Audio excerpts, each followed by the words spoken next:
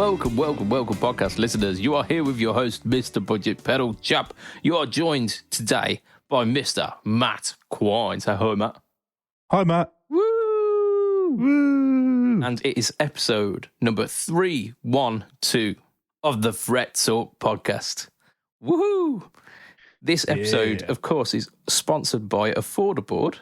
Affordaboard, of course, bringing you pedals from companies such as DemonFX, JSA Effects, Mosky, Joyo, and Caline. And there are more coming as well.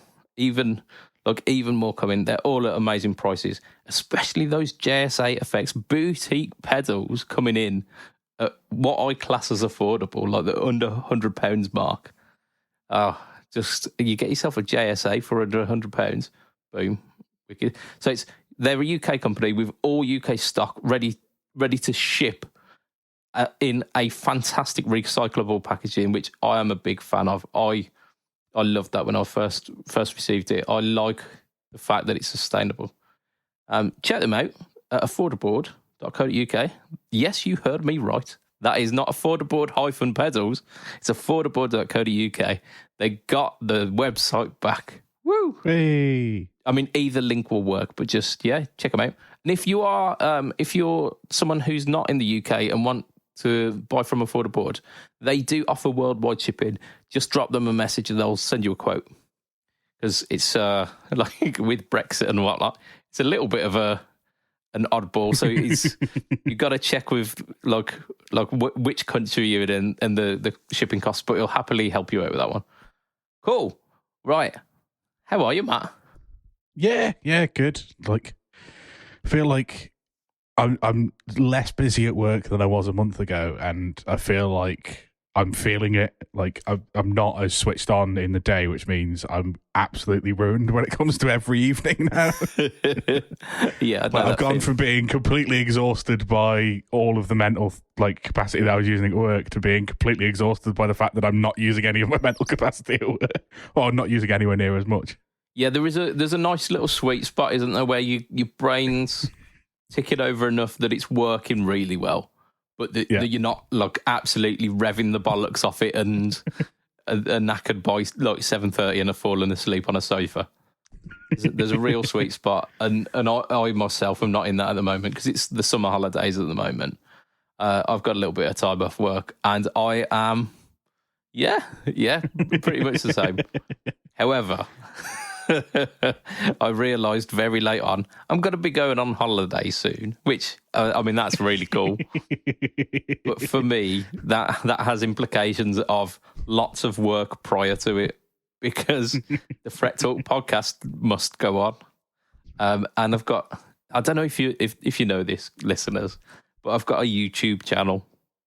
And that YouTube channel, those videos, they don't make themselves, unfortunately. So I have to then schedule a couple of videos in advance as well. And on top of that, I decided to be a mad bastard and record a bonus episode, like a midweek episode that's going to be airing in about a week's time. But we'll talk about that on the next episode. Last week or aired the week before. Yeah. So that's me. I'm a little bit like a month ago, Matt, where all of the chips are down in 1 week. Yeah. But dear. Yeah, it's tough, but it will make me really feel like I've earned this holiday, which is really cool. So that is really cool.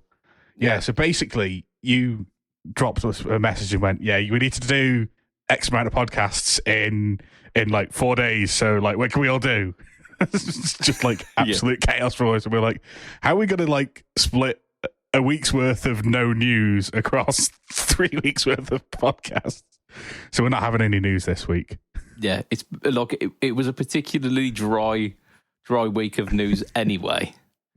So even if it was a normal podcast week, we'd be kind of running on fumes. But no, so we've got no actual news, as well as having to bulk record podcasts. So we're going to do a little bit of a different one. Matt, you've really helped me out with this, actually.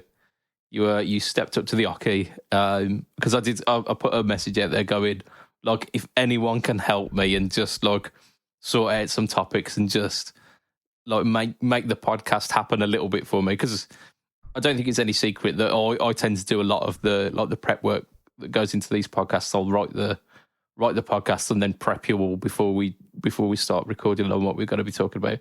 We have got a little group chat thing going on as well where we like bounce ideas back and forth. But generally, it's me on a Word document. You take the lead. It's basically your part. You're the only person who's been on every episode, so it's basically your podcast, and you get all the responsibilities that come along with it.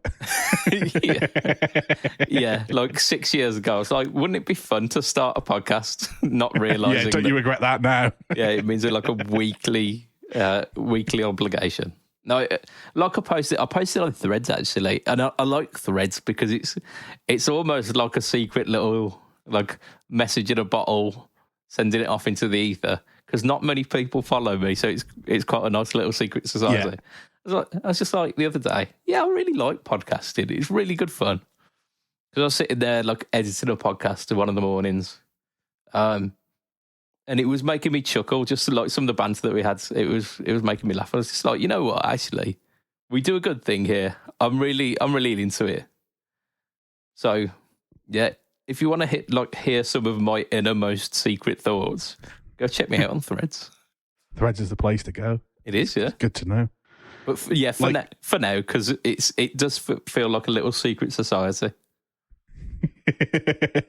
Yeah, in 6 months' time, when you've got 4 million followers, you'll be back to just chilling your YouTube channel, won't you? Yeah. I'll be bouncing some kind of YouTube videos. I might use it as a log. A sounding board. Yeah, like a soundboard. Yeah, just for like where people want the direction of things to go. Like what kind of stuff you want to hear on the podcast, what kind of stuff you want to see on the YouTube channel, just that kind of stuff.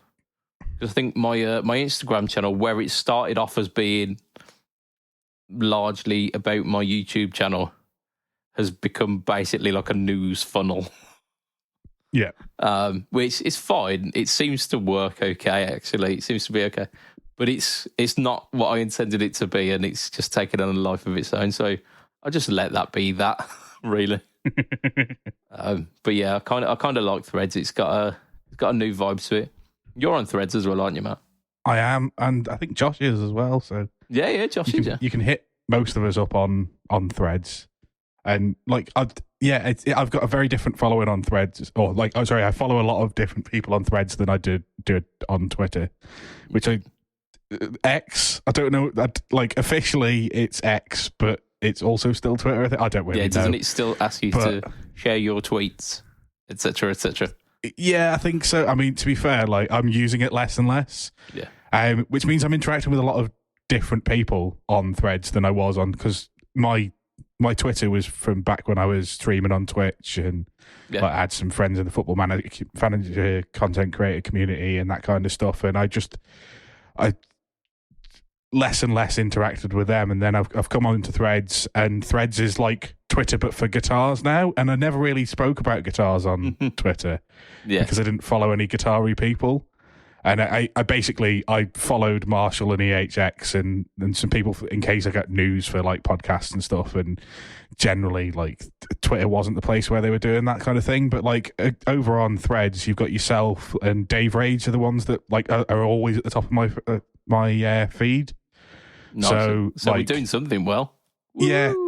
And it's nice to have like that kind of side of it, and hopefully if a few more people from the Instagram side of the crew that you like have on your Instagram, as more people come across the Threads, I think it hopefully will be a nice guitar community that is less photograph driven, because that's the one thing that put me off Instagram is I hate photos of me. I hate having to post a photo if I want to post my thoughts on something. Yeah. Which means you either had to reply to somebody's thing themselves and hijack it if you wanted to give your opinion on something,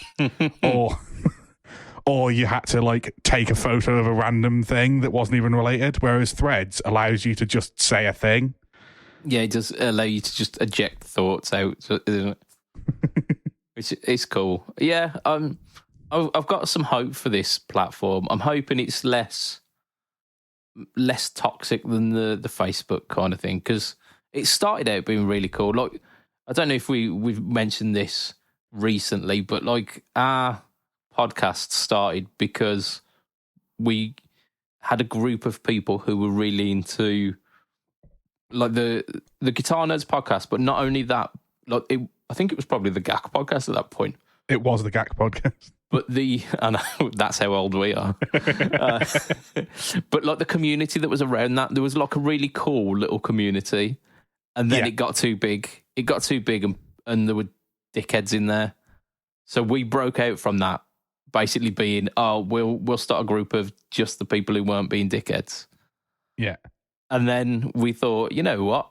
We listened to a podcast. Why not start a podcast? And here we are. But like, and 20 people said yes, and me and you were the only ones left. Yeah. There were a bunch of people who went, yeah, this is a great idea. And then, much like when you're trying to organise a band, and you go, okay, let's rehearse on this day, and then, I'm not available that day. Let's rehearse on the next day. No, we're not available.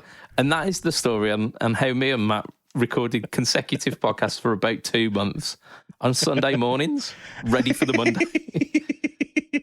One of them, after I just moderated a 24-hour charity stream for a YouTuber.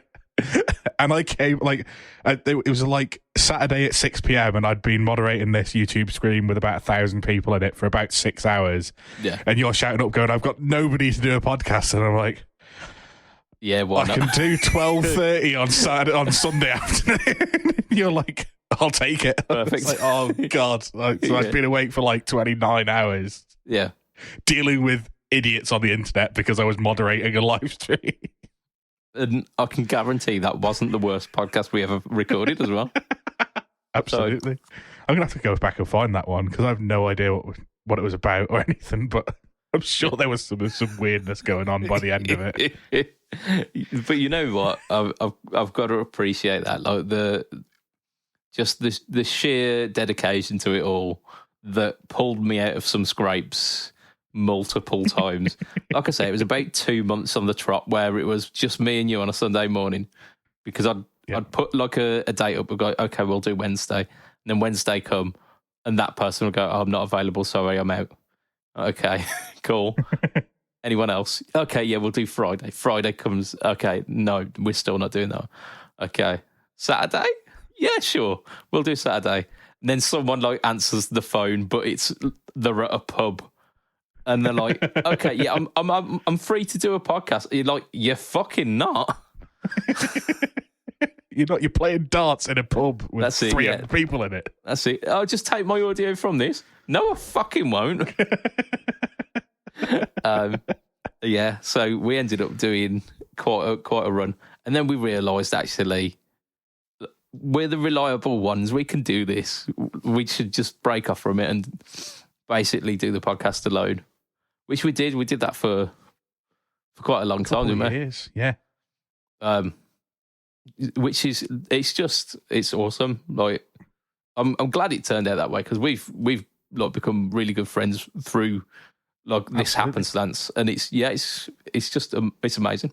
But yeah, like, and you saying actually like obsessing over podcasts. Like I've gone off listening to podcasts for a while. Like I just don't have the time. Like when I was first listening to podcasts, I was listening to them at my desk at work, so I needed like 7 hours a day's worth of podcasts. So I listened to like 40 odd hours a week of podcasts, and I then didn't have that time anymore. So kind of dropped down and down and down, and then recently like I've started listening to podcasts again. So yeah, I'm finally on the train, and like I've actually like in the last week found a podcast about ADHD, and I've just been diagnosed, and I've binged 50 episodes of a podcast which are between 45 minutes and an hour long.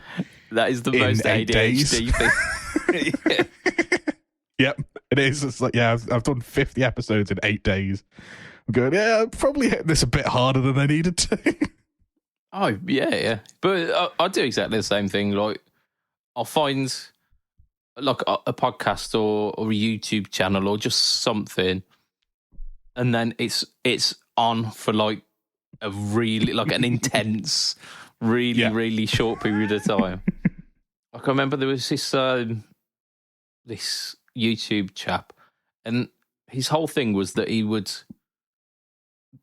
basically come up with, there were like 3 people sending like logos to him. He was like a graphic designer, and 3 people had sending logos they'd created, and he'd pull them apart and go, this is what I'd change about these. And it was like 15-minute episodes, and he had a back catalogue of about 150, and I burnt through it in about 2 days because it was just like, the guy was really entertaining, and like it was really interesting to see how he was doing these graphic design things. And I was kind of getting into a little bit of graphic design for the podcast and for the YouTube stuff. So I was like, I need to know how to do this stuff. Why not learn how a guy critiques the stuff? And I just binged basically like probably about 40 hours worth of content in about 2 days. Yeah, that's the way forward. Just listen, find all. Once you find something, watch everything about them until you're up to date, so you can then interact with the people who are interacting with it. Yeah, I think what I'm learning from this is actually I might need to go talk to a GP. I mean, the amount of tangents that we've had on this podcast, I can't believe I never even thought about it. But yeah. Like, now that I've mentioned it, surely you thought, yeah, it might be worth being checked out. Yeah, but I mean, at this point in life, like, because like even if I am diagnosed with like ADHD or autism, like it doesn't affect me so much in the fact that like my sleep patterns are okay. I generally function within life without pissing too many people off. So yeah, like apart from settling the curiosity, there's not really much in it for me. Well, in the UK, you wouldn't be diagnosed then, because you've got to have, for ADHD, well, with ADHD, because you've got to have 2 facets of your life that are impaired. So if you don't, like, I had the sleep, and then I've got a couple of other issues, but yeah. So you've got to have 2 domains. I think they call them 2 domains, and they give you like 5 things. And if you're not if you're not negatively affected in 2 of them, they won't give you a diagnosis. But if you then get negatively affected in them 6 months later, they will. You didn't just get ADHD 6 months later. You always had it. It's just presenting in a different. Yeah, so the diagnostic criteria. I don't know why we're talking about this on a Fret Talk podcast. But I mean, we mentioned just like 20 minutes ago. Oh, it's because I've got the thing. Yeah, well, I mean, we've got that, and the fact that there's not a lot of news this week. So, like tangents. Yeah, it's the way forward. Yeah. Yeah, but yeah, so that's like one of the things I've been up to in the last week is binge listening to podcasts about ADHD. Nice. Yeah, I might have to get on that myself, actually. Just kind of dip my toes into the water, see what it's all about. I'll hit you up afterwards and then show you what the podcast is called, at least. To be fair, like it's great because like the first 7 episodes are like almost like about the diagnosis process and about finding out that you are, and then all of the things that come along with it come in later episodes. So yeah, like I say, really good. Well, yes, we should probably move away from that. So I suppose I'm running the podcast this week, which is really weird because I never run the podcast. I normally just sit here and wait for you to say something that I have to interact with. Yeah. Now I'm going to have to do the thing. Yeah. Yeah, it's a role reversal. I've slapped down that reversal Uno card. And I'm scared of it, but I'm going to do it. That's it. So what I've done is I've linked my what I've been up to with some broader topics that we can discuss around them, just because otherwise, if you just listen to me talk about them, you get maybe 10 minutes worth of content, and then people are going to have to listen to silence for like 40 minutes to get a Fret Talk podcast out of it. So we won't force that on them. So we'll just sitting there drumming our fingers on the table. So the first thing that I've got written down is experience of ampless rigs. So I this weekend did a gig on a stage where they don't allow amps on stage. Yeah. So I built a pedal board, and I think I shared it in the Pedal Boards of Doom group, but not the Fret Talk podcast. So I'll probably share it in the podcast group before this podcast goes live, just so people are aware. Be tricky. I'll get you to tell me which one of the 3 names it is. Yeah. But yeah, so I built a board, and I'd had a small board for the week before, which I spoke about last week, and I added a fuzz pedal to it, and I added an amp to it because I needed my simplifier, because like it was an ampless stage. And I, as much as I like the sound of the simplifier at home, and I think actually at home it's probably the best tool, especially living in a first floor flat with a flat above me, a flat below me, a flat to the left, and a flat to the right. Yeah. If I was to crank a valve amp, one of the neighbours is one of surely. You've got a 25% at least chance of pissing someone off. And actually, there's like diagonally up and diagonally down as well. So you just completely like, That's not how sound works. The sound is like the Queen; it can only move in. Oh, the Queen can move diagonally. Shit. Yeah, I'd be absolutely shafted. But for home use, and actually, like for playing along with a song, you don't want a valve amp, do you? Because unless you can crank your music up to the same level that you crank your valve amp up to, you can't play along with it. So, like, for playing along with music, the simplifier or any other kind of ampless solution where you have an amp in a box that you can plug into an audio interface, or you can plug into the same thing that your stereo is playing through if you want to do it that way, or, if you had monitor speakers on your computer desk, that kind of thing. I think I'd always, at this point, at home, use my simplifier, or like you've got your JSA Effects, Josh has got his Quad Cortex, Lee's got the GT1000, is it? Yeah. I'm not sure anymore, actually. He didn't mention it too much, but but like, most of us have got an ampless solution. And Lee's got like the Victory floor things as well, hasn't he? So like, he's got some sort of like quiet or silent recording, or not recording, but kind of practice tool. And that's where I think it is, because I played a gig on Saturday on an ampless stage, and I got there early, and I was the first one to sound check. I was in the corner, so I was nice and tucked out of the way. So the guy just left me with a wedge monitor, which was all that I was getting for my own sound. And I tweaked for 40 minutes and never quite got the sound I wanted. Oh, shit, man. And it sounded fine out front. I know it sounded fine out front because I had a mate who was there watching us, and he said it sounded great out front. And I was like, brilliant.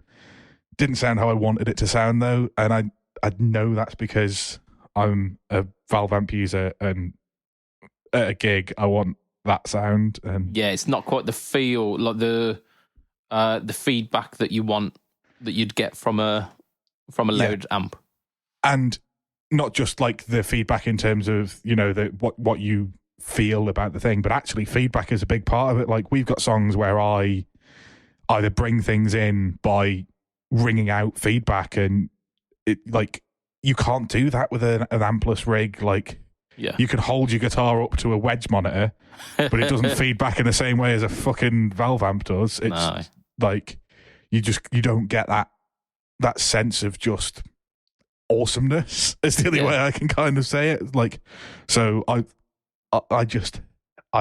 hate not having a valve amp, and I know people are going to say, solid state is getting there, and in terms of recorded quality, possibly. Yeah, but in terms of feel, I'm not sure.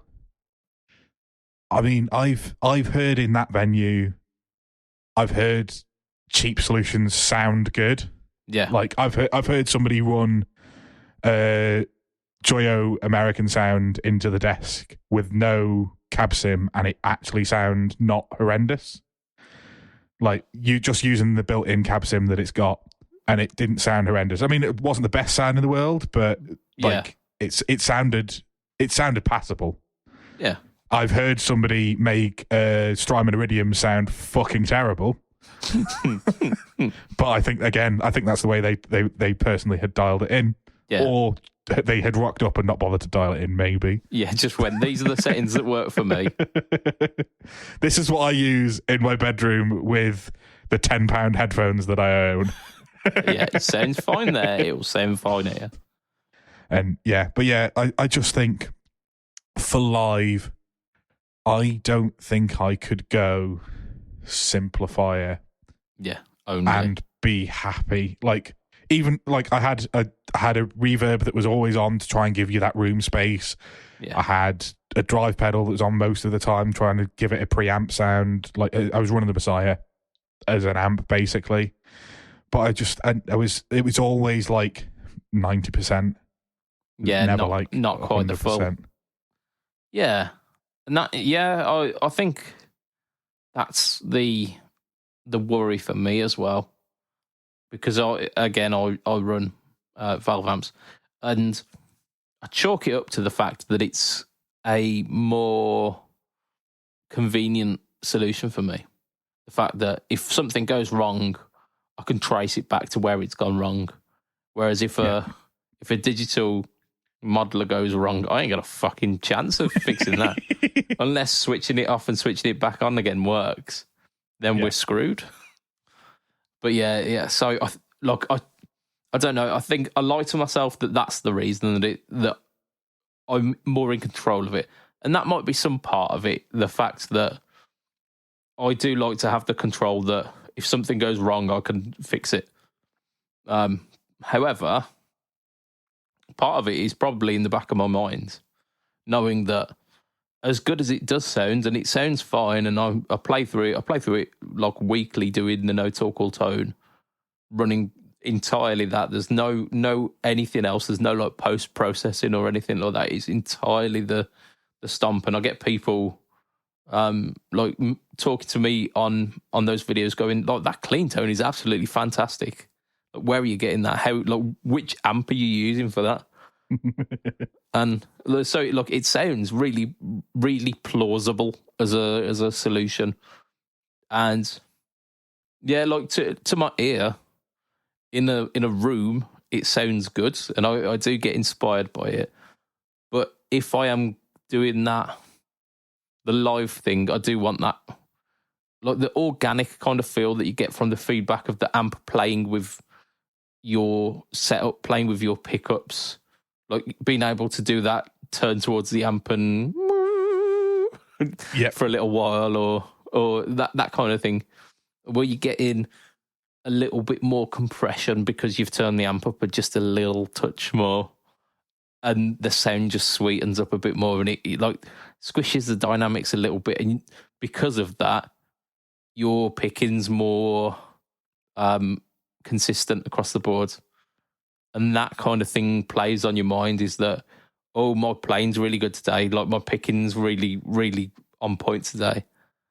Whereas actually part of it is the fact that the amp's doing a bit of the work. And yeah, so I think, look, part of that is the bit that plays in the back of my mind that I don't admit to myself. Yeah. But actually, the valve amp does make me play better. It's not just a like a placebo thing where I'm thinking, oh, it's valve, it's better. But actually, all of those little elements like speaker compression and like the valves compressing a little bit and like saturating, along with the feedback of like the pickups interacting with the actual speaker, and like that actual like physical feedback loop between the magnetic pickups and whatnot. Yeah, I think part of that is the magic, isn't it? Yeah, and the other thing, like out like I say, out front, so to the audience, I don't think the difference is tangible. Yeah. To the people watching on the YouTube channels, if you suddenly started miking up your amp at home, they might tell that the clean tone has changed, but I don't think they would really know. Like you say, you had people say, "What's your clean tone on your HX Stomp?" because they're thinking it's an actual amp. Yeah. So I think recorded, and I think once it's through a PA, I think we're there at the point where there's no reason why you couldn't do a gig like that. But the actual feel of the player on stage, I'm not sure we'll ever get there. Like, yeah. I mean, there might be some stock in things like the Boss feedback booster, where like you can, or like the HX Freeze, where you can stamp on it and it kind of emulates some of that. Something that does that, but in a more subtle way, where it only triggers to a certain point, and like the thresholds of it are slightly more subtle rather than an in your face experience, like an always on pedal that kind of simulates the feel of that experience, and can, like, if you're pushing it to a certain point, can feed back a little bit and can compress a bit more, and just something that kind of takes the dynamics of live use and puts it into a pedal format. There might be some stuck in that. Yeah, possibly. And I suppose the other way is the likes of Josh, who hasn't really gigged with a Valve amp, loves gigging with a QC.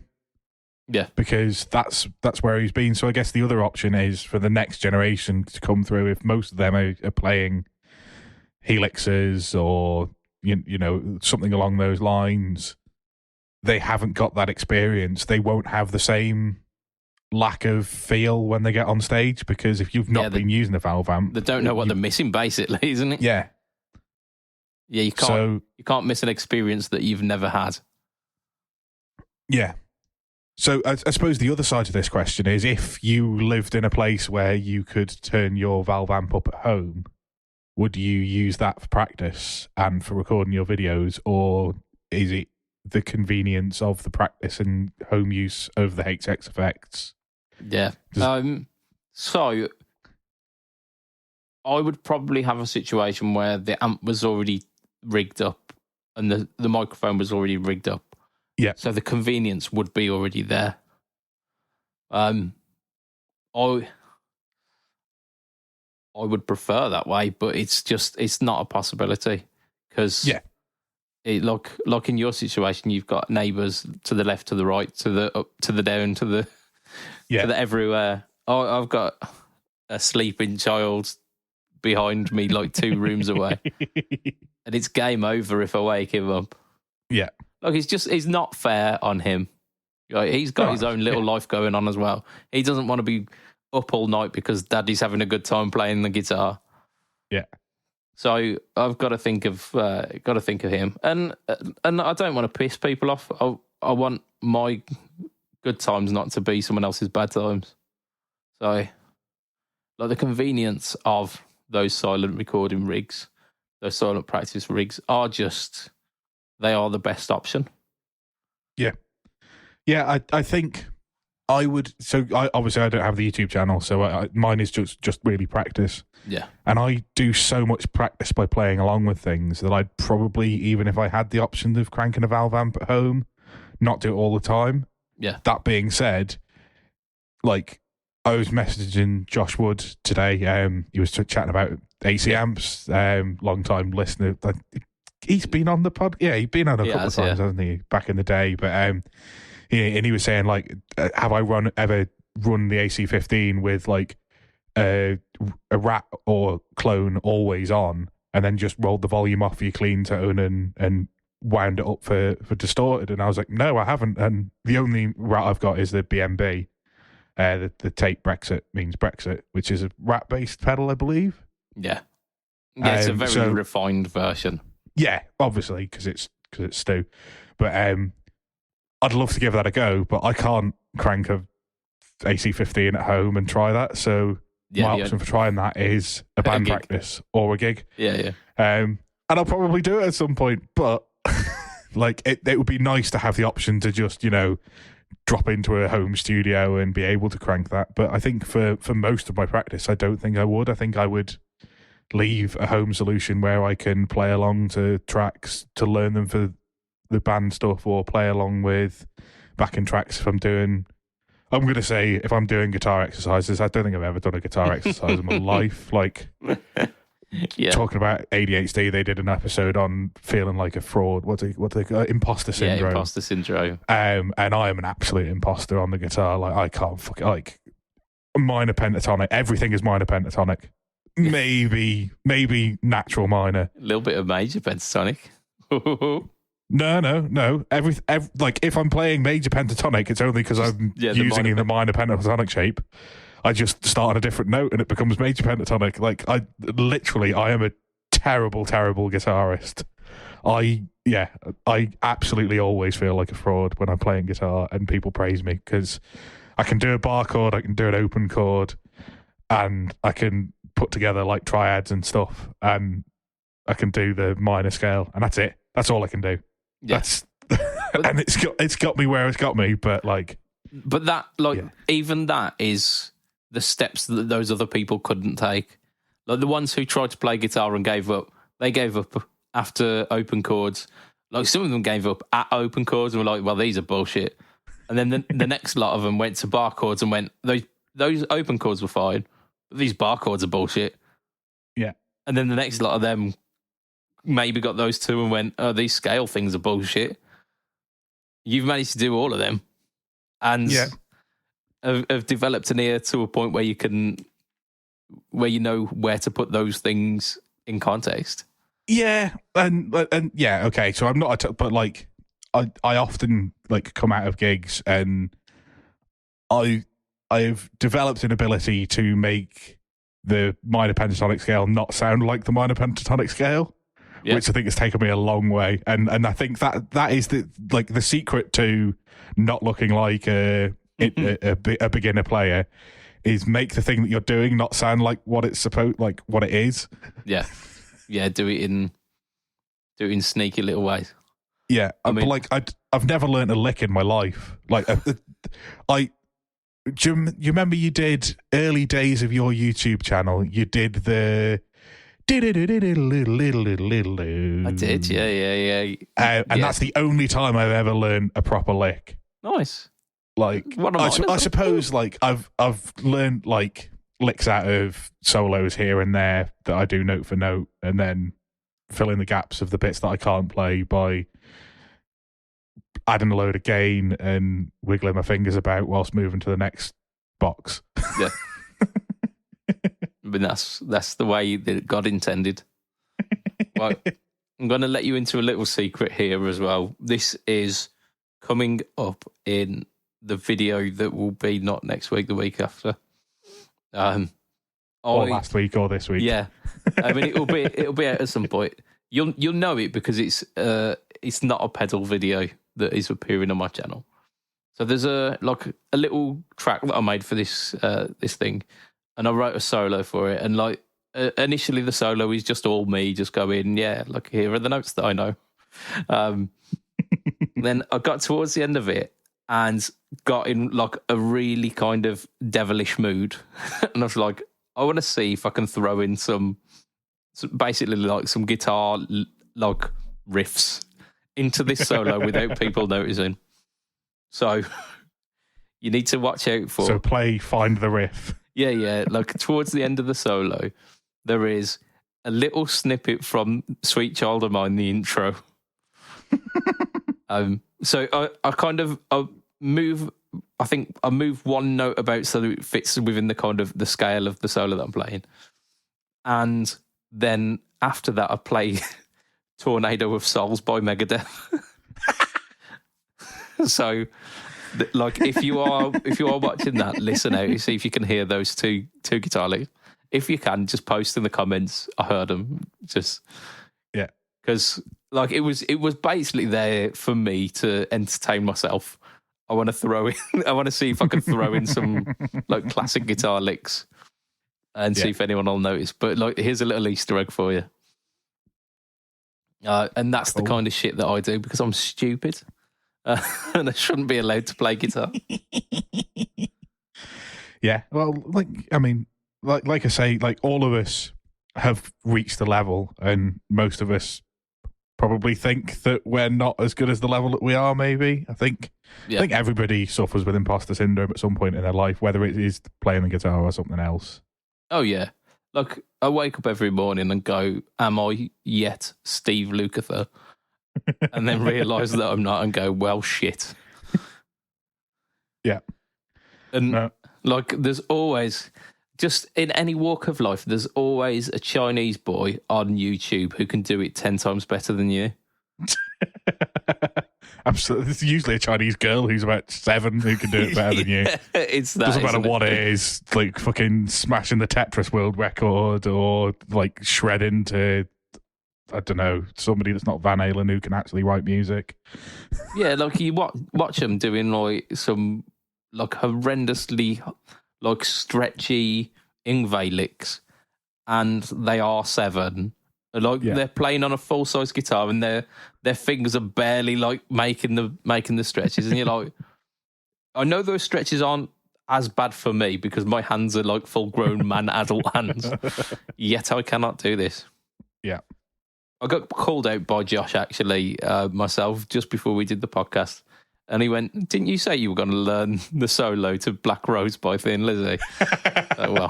Wasn't that like 4 years ago? Yeah, I mean, probably more than that by this point. But I was like, yes, well, fuck. Yes, I did. The issue being that Gary Moore was a very good guitarist. Yeah, prick. I mean, I do the best that I can. I try hard. But I don't practice every day. And I definitely haven't practiced that in a very long time. Which means you're going to start from the start again. Yeah. It's hard. It's really hard. Because like the majority of it is picking, and that is my one true weakness. The finger stuff I'm okay at. The legato I'm fine with. Picking is really fucking hard.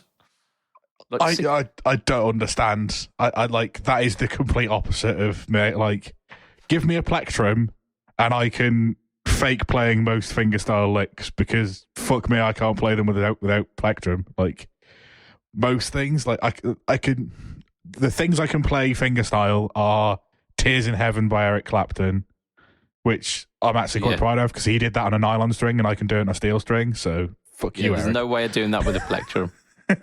And the intro for Stairway. Yeah.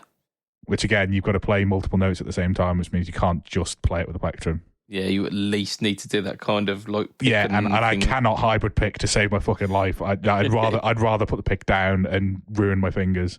Yeah. But yeah, I'm no finger picker. Like I can't solo without a plectrum in my hand. I just can't. I don't understand. I really love doing that sometimes. I really love it. I don't understand how anybody can. I mean, you saw it when we were at Birmingham, and I was just like, there was no plectrums around, so I was like, yeah, well, this is me, I guess.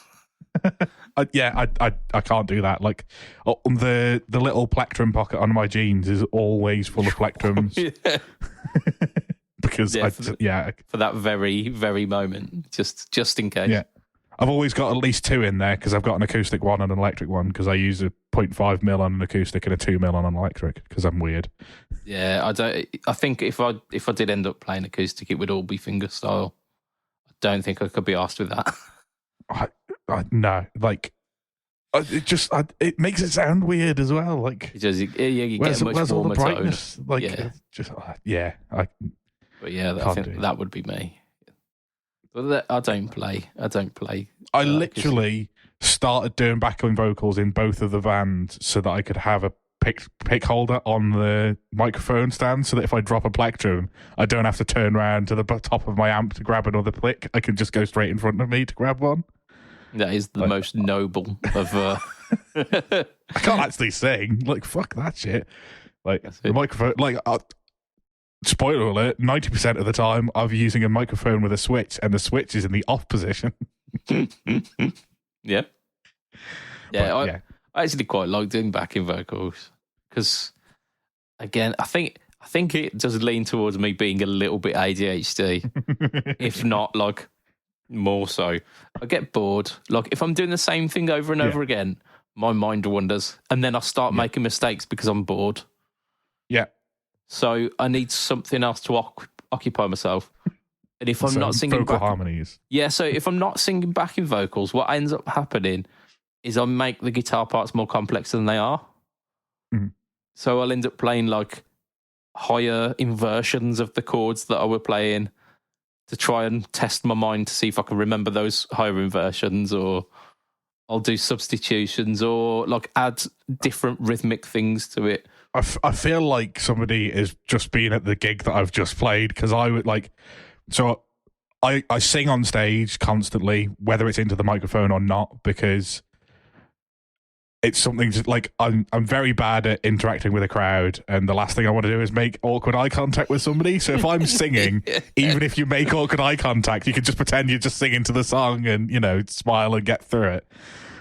But I will then do things like, ooh, so there's One Way or Another by Blondie.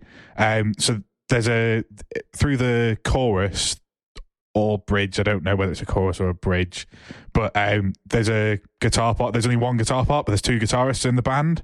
So sometimes I that one. No. So do do do do do do. It follows the vocal melody. Yeah. So the other guitarist is playing it normally. So sometimes I'll play it in fifths, sometimes play it an octave higher, sometimes I'll play a thirds, just so that there's a harmony part, just to see if anybody's paying attention to what I'm doing. Because I get bored, like the two of us playing it together, like the same thing, and then like we do "Love Machine" as like the last song that we do. Yeah, and that riff I send an octave higher at the end of the song, so that when we get to the as we're coming out of it, I can then just solo in at the 12th fret or the 15th fret rather than the 3rd fret. Nice. So I will either sing along or make things a bit more complicated than they need to be. Yeah. So I think what you're telling me here is probably got ADHD. Okay.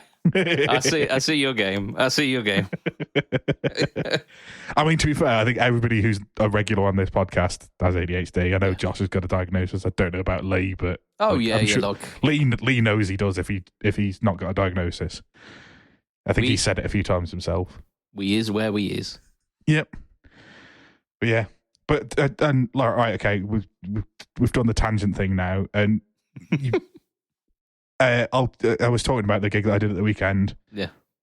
And I did a whole gig with one guitar, which I never normally do. Like for the last few weeks, or the last few gigs that I've done before last weekend's and this weekend's just gone, I've been using the Les Paul and the Nick Johnson Strat because they sound great. And then I did obviously a 50-minute gig, which there was no point in taking two guitars on a stage for a short thing like that. So I just used the Variax. I didn't put the Variax battery in it, so it was a HSS Strat.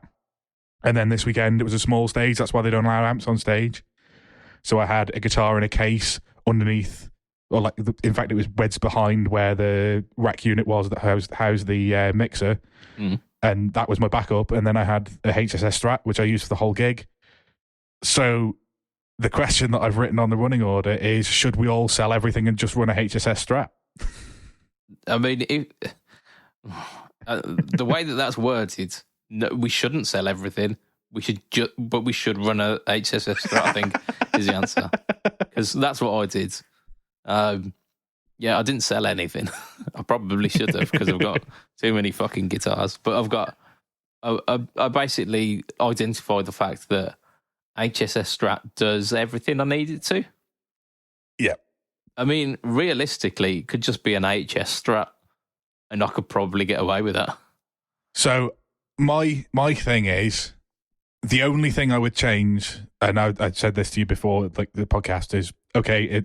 My HSS Strat, 300 quid's worth of the value of it probably goes into the brain of the Variax, which means it's probably about a 500 quid guitar, but it's Korean made rather than either Indonesian or some of the others, and the pickups are a little bit not quite there. So if I was going to do it, I'd probably sell some stuff and get myself a decent quality one. But what I'd probably go for is a bridge humbucker, then a bridge Strat pickup as close to that bridge humbucker as possible, and then a neck single coil, because I think the middle position in a Strat, as good as it sounds, I tend to use that most often when I'm not using a humbucker, and I think I should be, because I think it's the rockiest sound that a Strat gives. Yeah. But sometimes you need that Strat bridge. So if I was going to do it, I'd go bridge humbucker, bridge Strat right next to it, gap where the middle pickup should be, and then a single coil in the neck. And I think that is the perfect solution to a guitar. Yeah, I mean, you're getting horrendously close to Steve Morse, what he's got. Because he's got, I think his HH, but then he's got two single coils in the middle. Yeah, he's HSSH. But he's got one that's right up against the bridge humbucker, and then one that's like an angled one. Yeah. Yeah. But, if there was a way of making split humbuckers sound good. Yeah, there isn't. They've tried it. Splits, taps. It's never quite there, is it? No, it's not, unfortunately. But yeah, if there were a way of making that like legit, you could even go SHS, I think, and get away with it, because I think a bridge humbucker in the middle position would sound rocky enough that you could get away with the fact that it's not a bridge. Yeah, it's not quite in the bridge. It's a middle humbucker. I think so. Even if you went SHS, which no one makes. That's the craziest bullshit we've ever said on this podcast. But yeah, like that's like, if I was going to have to do a gig with one guitar, it's always going to, for me at the moment, it's always going to be the Variax, because regardless of whether I've plugged the battery in a year and a half or not, it's a HSS Strat, and that, whether I like it or not, is the most versatile sound. Like, the middle position is good enough, like the middle position is good enough to get a bright enough sound to make it sound Strat. Yeah, or close enough to a single coil bridge, or single coil just in general that isn't a neck. Yeah. I get it.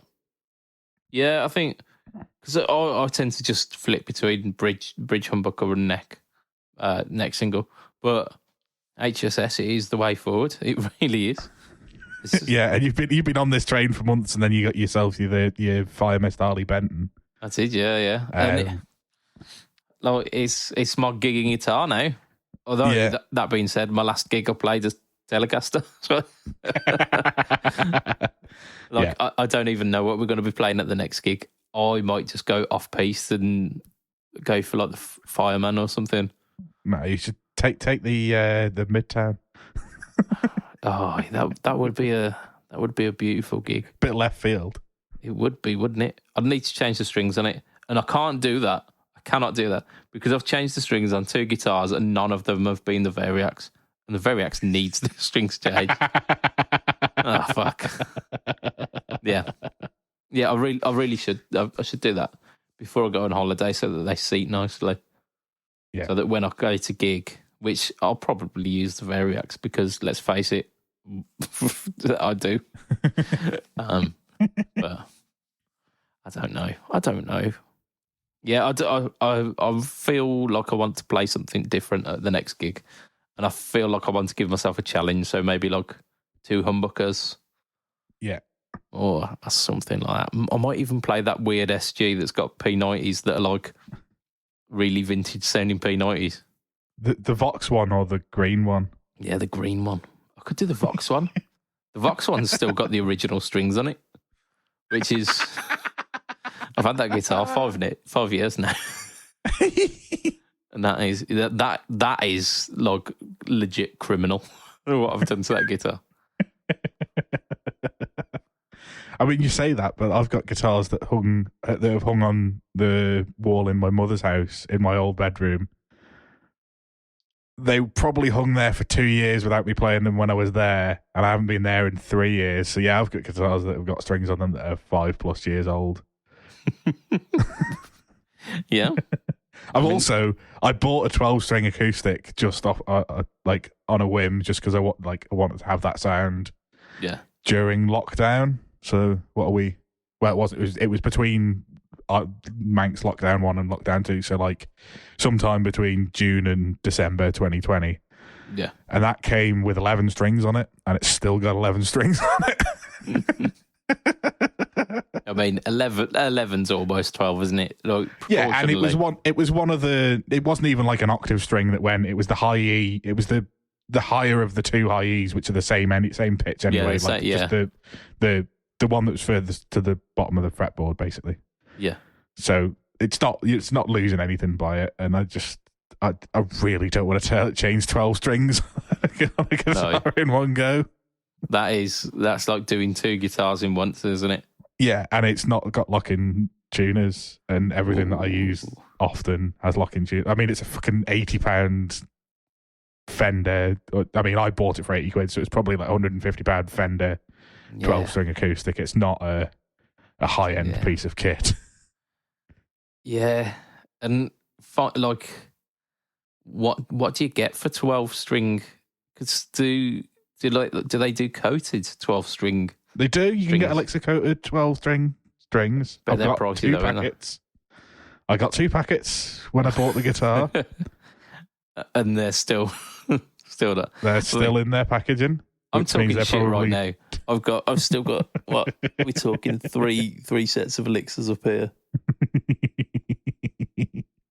Yeah. But yeah, changing strings is a pain in the dick. It is, but yeah. So you agree that we should all just have HSS strats and run them for every gig, and not bother with taking multiple guitars, unless you're like me and snap strings all the time. Yeah, I mean, you should have 2 HSS guitars and have one as a backup, shouldn't you? Like entirely set, exactly identical, so that you can run it as a perfect. I suppose you need to get yourself another HSS Harley Benton, then, don't you? Probably shouldn't I? And then I'll have to do something about. I'm not getting another Variax. I'll have to sell that and get another Nick Johnston, and then convert my Nick Johnston, maybe. Yeah.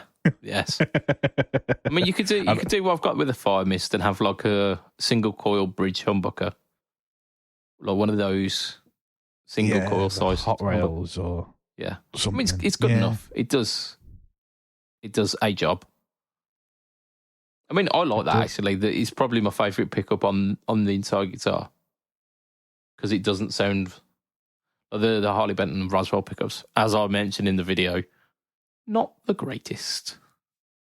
No, but I mean, like, you don't expect it for the value of those guitars. Like, you don't expect, like, bearing in mind that those guitars are as all in pretty much the price of a top range set of Seymour Duncans. Yeah. Or a mid range set of Seymour Duncans for the price of the entire guitar. Yeah, it's hard to believe the amount of, like, the standard of the quality that you get from them for that price point. Yeah. So I think having pickups that don't quite stand up to the Fletchers in all of your other guitars is probably a price you're willing to pay. Yeah. Yeah, but I do need to hit up Fletch to, like, even if it's only sorting out the neck and the middle, and just leave the blade humbucker, because I'll say it's fine.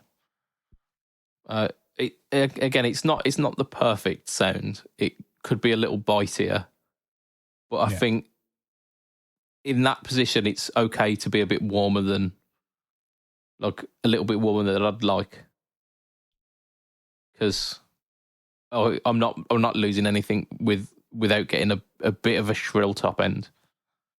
Yeah. Or just whack it out and put a telly bridge pickup in it, completely defeating the point of having an HSS. Or you could do that, or even get yourself a quarter pounder, so it's not even a proper telly bridge; it's a proper, like, quarter pounder bridge. Oh man, yeah, I did that to enough tellies. I kind of regret it now, because I do like the proper bridge Telecaster pickup. You left that in one of them, didn't you? Didn't you say you left was it Tone Rider in one? No, I got a Revelation. The Revelation telly's got a Alnico 4 Fletch in it, but I've got I've got another Fletch in my thin line as well.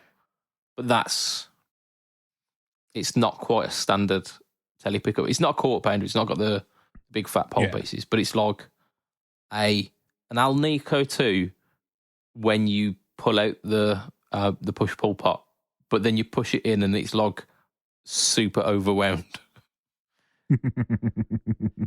Which, I mean, yeah. Right, so that is where we're going to end this podcast. But this conversation may continue on the next podcast, because we've recorded an extra meaty one here. So first of all, we're going to share a thank you to our sponsor, Affordaboard. Check this company; they are awesome. Out at affordaboard.co.uk. We're going to extend a thank you to our listeners. Thank you. We're going to extend a special super sexy thank you to our Patreon backers, who, for as little as $2 a month, you can be part of this crew. And we may be reaching a point where, whose nipple is it anyway? is a game that it's getting closer and closer. Yeah, it's coming to fruition because we've got another page back of this week. It's a good job we've never had a woman as a host, isn't it? Make that a little bit more awkward. I mean, it would come under a little bit of that kind of sexual harassment thing, which Lizzo has come under fire for a little bit recently. Something to do with banana. I mean, there's a bit more to it than that, but yes, there is something to do with the banana. I mean, if she wants to share her nipple, for whose nipple is it anyway? We'll throw it in there. I think you might be able to tell that one. But I'm going to extend a thank you to our patrons and give them the shout out, because that is one of the bonuses that you get. You also get over 40 episodes of bonus content, which I don't think we're going to have for the next couple of weeks, but just be kind, because I've had 3 podcasts to edit in 1 week. Just be kind. So they are as follows. We have got Mr. Adam Yeomans of Chef Tone Effects. We've got Mr. Andrew Bimson of The Rising of the Lights. We've got Mr. Doug Christ of 37 Effects. 37 Effects. I'm not from South Africa. 37 Effects. Apparently so. 37 Effects, Masters of the Cinematic Universe podcast, and the Just Surprise Me podcast. We have got the 2 bestest of buds. We've got Mr. Hugh Erection and my cock's long. Way. Double whammy. Not what you want to be double whammed by, is it? Oh, God, no. And after that, we've got Mr. Ben Fletcher of Fletcher Pickups. We've got Mr. Brian Gare of the Tone Jerks podcast, of the Second Button podcast, and the Off the Rails podcast. We have got Mr. Ross Philpott. We've got Mr. Diabetes Foot. And we have got a new Patreon backer, which is Mr. Jason Wharton of his YouTube channel. I think it's just Jason Wharton. Check him out. He's one of the new PBOD guys as well. But his YouTube stuff is excellent. I absolutely love it. And he's recently done like a full demo on the Tom DeLonge Strat, because he bought one in graffiti yellow. And we were talking massive shit about it on the podcast before. So, like, kudos to that man for listening to that podcast and then going, I'm gonna back these guys. But yeah, it's all gravy. If you want to find me online, I am Mr. BudgetPedalChap. You find me at Facebook, Instagram, YouTube, and Threads. YouTube, of course, is the home to the No Talk or Tone series, which this week I think probably will feature Mariana Reverb by Caline. Maybe. If it doesn't feature that one, it's going to feature the Overdrive preamp by Mosky. No, by DemonFX. Okay, so one of those 2. You'll figure it out. It's fine. And Matt, where can we find you? Yeah, so it's heel_MattQ on Twitter, Instagram, and Threads. Nice. Or, the Fret Talk podcast group on Facebook. Yeah. So that'll be a good one for this week. I mean, it's been a meaty boy.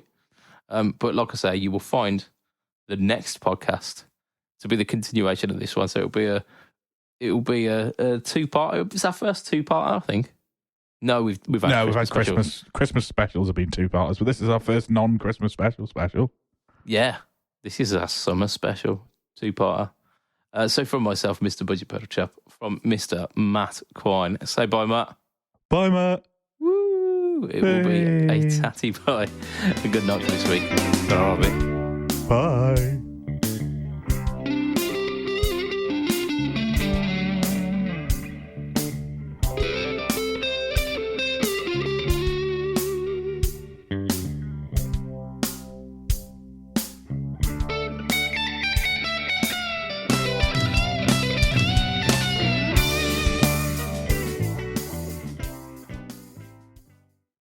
What happened to the Exorcist's car?